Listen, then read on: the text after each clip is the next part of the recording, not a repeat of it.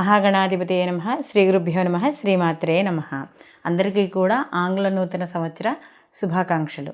2025 సంవత్సరానికి సంబంధించి ద్వాదశ రాశుల వారికి శుభాశుభ ఫలితాలు ఏ విధంగా ఉంటాయో ఇప్పుడు మనం తెలుసుకుందాం. అయితే ముందుగా మనం ఈ రాశి ఫలితాలు తెలుసుకోబోయే ముందర ఈ సంవత్సరం మొత్తం మీద ప్రధాన గ్రహాలుగా మనం చూసుకునేవి రాహువు, కేతువు, శని, గురువు.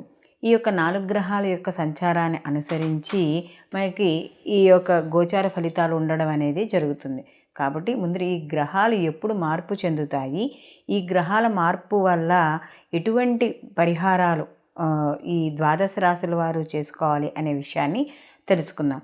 ముందుగా శని గ్రహము ఈయన మనకి మార్చ్ 30వ తారీఖు నుండి ఈయన కుంభరాశి నుండి మీనరాశికి మార్పు చెందడం అనేది జరుగుతుంది. అలాగే గురువు కూడా మే 15వ తారీఖు నుండి గురువు యొక్క మార్పు, రాహు కేతువు కూడా ఇక్కడ మే 18 నుంచి రాహు వచ్చి మీనం నుంచి కుంభంలోకి, అలాగే కేతువు కన్యారాశి నుండి సింహరాశికి మార్పు చెందడం అనేది జరుగుతుంది. కాబట్టి ఈ ద్వాదశ రాశుల వారికి ఈ 2025 సంవత్సరంలో ఎలా ఉండబోతోంది, ఎటువంటి పరిహారాలు చేయడం ద్వారా వీళ్ళకి ఎదురయ్యే సమస్యల నుండి వీళ్ళు కాస్త ఊరట లభిస్తుంది అనే విషయాన్ని తెలుసుకుందాం. మకర రాశి వాళ్ళకి కానీ చూసుకుంటే 2025 సంవత్సరంలో అసలు వీళ్ళకి ఎలా ఉండబోతోంది, వీళ్ళు ఎటువంటి నియమాలు పాటించాలని చూసుకుంటే మకర రాశి వాళ్ళకి ఈ 2025 సంవత్సరంలో ఎప్పుడైతే మార్చి 30 నుంచి శని భగవానుడు యొక్క మార్పు చెందుతాడో వీళ్ళకి ఏనాడు శని యొక్క ప్రభావం అనేది తొలగడం అనేది జరుగుతుంది. అంటే వీళ్ళు 7.5 సంవత్సరాలుగా ఏవైతే ఇబ్బందులు పడుతున్నారో అవన్నీ కూడా తొలగుతాయి. ముఖ్యంగా వీళ్ళకి వృత్తి, ఉద్యోగ, వ్యాపారాల పరంగా కూడా సమస్యలు ఎదురవ్వడం, మానసిక ఆందోళనలు, లేకపోతే ఇంట్లో కుటుంబ వాతావరణం సరిగ్గా లేకపోవడం, ఇవన్నీ ఏవైతే ఉన్నాయో ఈ సమస్యలన్నీ కూడా తీరుతాయి. అలాగే విద్యార్థులకు కూడా గత కొంతకాలంగా ఏవైనా మంచి ఉత్తీర్ణత రాలేకపోయినా, చదువు మీద దృష్టి పెట్టలేకపోయినా, ఇలాంటి సమస్యలు ఏవైనా ఉన్నా కూడా ఈ సంవత్సరం అంటే మార్చి తర్వాత నుండి కూడా వీళ్ళకి మంచి అవకాశాలు, అంటే చదువు అయిపోయి ఎవరైనా ఉద్యోగాల్లో జాయిన్ అవ్వాలనుకుంటున్న వాళ్ళకి మంచి అవకాశాలు రావడం, ఎవరైనా పరీక్ష రాస్తున్న వాళ్ళు ఉంటే మంచి ఉత్తీర్ణత సాధించడం, ఇలాంటివన్నీ కూడా వీళ్ళకి కనబడతాయి. అలాగే మంచి పదోన్నతులు రావడం, మంచి మార్పులు, సమాజపరంగా గుర్తింపు, ఇవన్నీ కూడా వీళ్ళకి ఏనాడు శని ఎప్పుడైతే తొలగిపోతుందో అప్పటి నుండి కూడా వీళ్ళకి మంచి అవకాశాలు కూడా లభిస్తాయి. అయితే 2015 సంవత్సరంలో మే 18న రాహు యొక్క మార్పు అంటే ఎలా ఉంటుంది అంటే రాహు యొక్క మార్పు వీళ్ళకి వాక్స్థానంలో రాహు మారడం అనేది జరుగుతుంది. అంటే ద్వితీయ స్థానంలో కుటుంబానికి దూరంగా ఉండడం, అంటే విదేశీ ఏదైనా ప్రయాణాలు చేయడం, లేదా కుటుంబ పరంగా ఏదైనా వృత్తి ఉద్యోగాల పరంగా చేసుకుని దూరంగా వెళ్ళడం, ఇలాంటివన్నీ కూడా ఏర్పడతాయి. అలాగే సమయానికి భోజనం చేయడం, సమయానికి నిద్ర, ఇలాంటివి కూడా జాగ్రత్త వహిస్తూ ఉండాలి. అలాగే వీళ్ళు దుర్గారాధన అనేది ఎక్కువగా చేయాలి. ఆర్థికపరమైన ఖర్చులు చేసేటప్పుడు మాత్రం ఏదో ఎలా అంటే వాళ్ళు ఏదో ఆఫర్లు ఇచ్చారనో, లేకపోతే ఏదో ఎక్కువ విలువన వస్తువు తక్కువగా వస్తుందనో ఇలా మోసపోవడం కానీ ఇలాంటివి చేయకుండా కాస్త ఏది ఆర్థికపరమైన ఖర్చులు చేయాలన్నా కూడా ఆలోచించి చేయడం ద్వారా కాస్త మంచి ఫలితాలను పొందుతారు. ఈ మకర రాశి వాళ్ళకి కానీ చూసుకున్నప్పుడు ఈ యొక్క అమ్మవారి యొక్క అంటే ఈ రాహు యొక్క ప్రభావాన్ని తగ్గించుకోవడానికి అమ్మవారికి గారెలు నివేదన చేయడం, రాహుకాలంలో ఏదో ఒక సమయంలో వారంలో ఏదో ఒక రోజు ఆ రాహుకాల సమయంలో ఈ రాహుకాల దీపాలు పెట్టి గారెలు నివేదన పెట్టడం, ఇలాంటివి చేయడం, అంటే మినుముతో చేసిన పదార్థాలు నివేదన చేయడం ద్వారా కూడా కొంత వ్యతిరేక ఫలితాలు తగ్గడం అనేది జరుగుతుంది. అలాగే ముఖ్యంగా ఆదివారం నాడు కూడా ఈ రాహుకాల దీపాలు పెట్టడం ద్వారా కూడా వీళ్ళకి మంచి, అంటే ఏదైతే వ్యతిరేక ఫలితాలు ఉన్నాయో తగ్గడం అనేది జరుగుతుంది. అయితే కేతువు కూడా అష్టమ స్థానంలో సంచారం వల్ల కాస్త ఆరోగ్య విషయాల్లోనూ, అలాగే వాహనాలు నడిపేటప్పుడు, ఏదైనా రోడ్డు క్రాస్ చేసేటప్పుడు, ఇలాంటి సమయాల్లోనూ హడావిడిగా పనులు చేసుకుంటూ ఉండడం, అంటే ఏదైనా పొద్దున్నే వంట చేసేటప్పుడు, ఆడవాళ్ళు అయితే వంట చేసేటప్పుడు కానీ కూరలు తరిగేటప్పుడు, ఇలాంటి విషయాల్లో కాస్త దెబ్బలు తగలకుండా, గాయాలు అవ్వకుండా కాస్త చూసుకోవడం అనేది ఉత్తమం. అలాగే మంగళవారం నాడు వీళ్ళు ఉలవలు దానం చేయడం, లేదా మంగళవారాల నియమాలు పాటించడం ద్వారా ఈ కేతువు యొక్క అనుగ్రహం పొందడం అనేది జరుగుతుంది.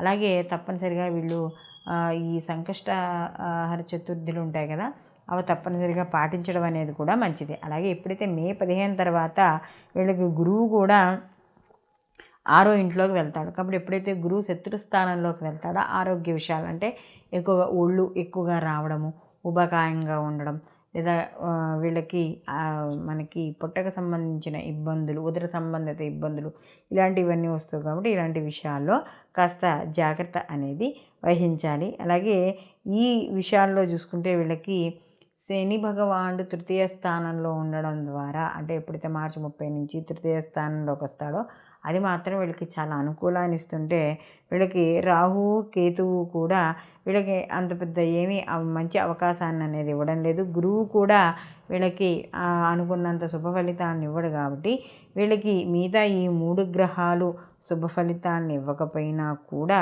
వీళ్ళకి ఈ శని భగవానుడు ఇచ్చే శుభ ఫలితాలు మాత్రం చాలా అద్భుతంగా ఉండడం, అలాగే గత కొంతకాలంగా ఏవైతే ఇబ్బందులు పడుతున్నారో ఆ ఇబ్బందుల నుండి బయటపడడం అనేది జరుగుతుంది. మొత్తం మీద మకర రాశి వాళ్ళకి కానీ చూసుకున్నప్పుడు రాజకీయ రంగంలో ఉన్న వాళ్ళకి, విద్యార్థులకి, సినీ కళారంగాల్లో ఉన్న వాళ్ళకి వీళ్ళందరికీ కూడా ఈ ఏలినాటి శని యొక్క మార్పు అనేది, అంటే ఏలినాటి శని వెళ్ళిపోవడము, తొలగిపోవడం వల్ల అందరి లైఫ్లో కూడా మంచి మార్పులు, జీవితంలో ఎదుగుదలకి కావాల్సిన ఏదైతే వీళ్ళు బాట ఏర్పరచుకున్నారో ఇంతకాలం అందులో నడవలేకపోయినా ఇప్పుడు అందులో నడవడం, దానికి సంబంధించిన వ్యక్తులను కావచ్చు, లేకపోతే వాటికి సంబంధించినవి ఏవైనా వ్యవస్థలు కావచ్చు, అవన్నీ కూడా వాటంతట అవే ఏర్పరచుకుంటూ ఉండడం. అంటే కొంత మీరు కష్టపడినా కూడా కొంత సహకరించడం, చుట్టుపక్కల వాళ్ళు కూడా మీ పనికి మేము సహకరిస్తామండం, ఇలాంటి అనుకూలమైన ఫలితాలు ఈ మకర రాశి వాళ్ళు ఈ మార్చి 30 తర్వాత పొందడం అనేది జరుగుతుంది. ఇప్పటివరకు మనం 12 రాశుల వారికి సంబంధించి గోచార ఫలితాలు తెలుసుకున్నాం. ఈ గోచార ఫలితాలు అనేవి మనకి జన్మ రాశిని బట్టి, అంటే మనం పుట్టినప్పుడు చంద్రుడు ఎక్కడున్నాడో దాన్ని అనుసరించి ఆ చంద్రుడు ఉన్న రాశిని మనం జన్మరాశిగా చెప్పడం అనేది జరుగుతుంది. కాబట్టి ఈ చంద్రుడి నుంచి చెప్పుకునే మనం ఏవైతే ఫలితాలు ఉన్నాయో ఇవన్నీ గోచార ఫలితాలు. ఈ గోచార ఫలితాలతో పాటు మనకి జన్మజాతకం అనేది ఒకటి ఉంటుంది. అంటే పుట్టిన సమయాన్ని బట్టి మనకి జన్మజాతకం వేయడం అనేది జరుగుతుంది. అలా వేసిన జాతకంలో లగ్నము, జరుగుతున్న మహర్దశలు, మిగతా గ్రహాల యొక్క సంచారం, అంటే ఏ గ్రహాలు లగ్నాన్ని అనుసరించి ఏ స్థానాల్లో ఉన్నాయి, అవి ఎన్ని డిగ్రీల్లో ఉన్నాయి, ఎటువంటి ఫలితాలను ఇస్తాయి, ఇలాంటి విషయాలన్నీ కూడా చాలా స్పష్టంగా తెలియడం అనేది జరుగుతుంది. అలాగే పుట్టిన సమయాన్ని అనుసరించి జరుగుతున్న మహర్దశల ద్వారా కూడా మనకి జరగబోయే శుభాశుభ ఫలితాలను తెలుసుకోవచ్చు. అంటే ఏ సమయంలో మనకి అనుకూలంగా ఉంటుంది, ఏ పనులు ఏ సమయంలో మొదలుపెట్టవచ్చు, అలాగే వివాహాది శుభ కార్యక్రమాలు ఏ సమయంలో జరుగుతాయి, ఇలాంటి విషయాలన్నీ కూడా మనకి జన్మ జాతకం ద్వారా స్పష్టంగా తెలియడం అనేది జరుగుతుంది. కాబట్టి ఎక్కువ శాతం మనకి ఈ గోచార ఫలితాలు అనేవి 40% మనకి చూపిస్తుంటే మిగిలిన 60% కూడా మనకి మనం పుట్టిన సమయానికి ఏదైతే జాతక చక్రం ఉందో దాన్ని అనుసరించి జరగడం అనేది ఉంటుంది. కాబట్టి ఒకవేళ గోచార ఫలితాలు కొద్దిగా శుభ ఫలితాలు తగ్గినా మన జన్మ జాతకంలో జరుగుతున్న మహర్దశలు కానీ, లేకపోతే అప్పుడున్న గ్రహస్థితులకి ఇప్పుడున్న గ్రహస్థితికి కొద్దిగా అనుకూలంగా ఉండడం కానీ అలా జరిగిన ఆ యొక్క ఎవరైతే జాతకస్తుడు ఉన్నాడో ఆ జాతకుడికి మంచి ఫలితాలు పొందే అవకాశం అనేది ఉంటుంది. అలాగే ఒకవేళ గోచారంలో శుభ ఫలితాలు ఉన్నా మనకి జరుగుతున్న, అంటే మన పుట్టిన సమయానికి ఉన్న రాశి చక్రంలో కొద్దిగా ఏమైనా మహర్దశలు కొద్దిగా ఏమైనా వ్యతిరేకత ఫలితాన్ని ఇస్తున్నా అప్పుడు ఇచ్చే శుభ ఫలితాలు కొద్దిగా తక్కువగా ఉండడం అనేది జరుగుతుంది. కాబట్టి ఇక్కడ ఒక వ్యక్తి జాతకాన్ని నిర్ణయించేటప్పుడు ఫలితాలని మనం ఏదైనా ఒక ఫలితాలని చెప్పేటప్పుడు కేవలం ఈ యొక్క గోచార ఫలితాలనో లేకపోతే కేవలము ఒక జన్మ జాతకాన్నో తీసుకుని పూర్తిగా రూఢి చేయడం అనేది మంచిది కాదు. కాబట్టి ఇటు గోచారము అలాగే గ్రహచారం, అంటే మనం పుట్టిన సమయానికి గ్రహాలు ఏ విధంగా ఉన్నాయి అనే విషయాన్ని కూడా తెలుసుకుని రెండింటినీ కూడా కలుపుకుని అప్పుడు ఆ వ్యక్తి యొక్క జాతకాన్ని సంపూర్ణంగా చెప్పడం ద్వారా ఆ వ్యక్తి శుభ ఫలితాన్ని పొంది ఆ ఏవైతే పరిహారాలు ఉన్నాయో వాడు చేసుకోవడం ద్వారా కూడా ఆ వ్యక్తి యొక్క వ్యతిరేక ఫలితాన్ని తగ్గించుకోవడానికి అవకాశం అనేది ఉంటుంది. సర్వేజన సుఖినో భవంతు, లోకా సమస్త సుఖినో భవంతు.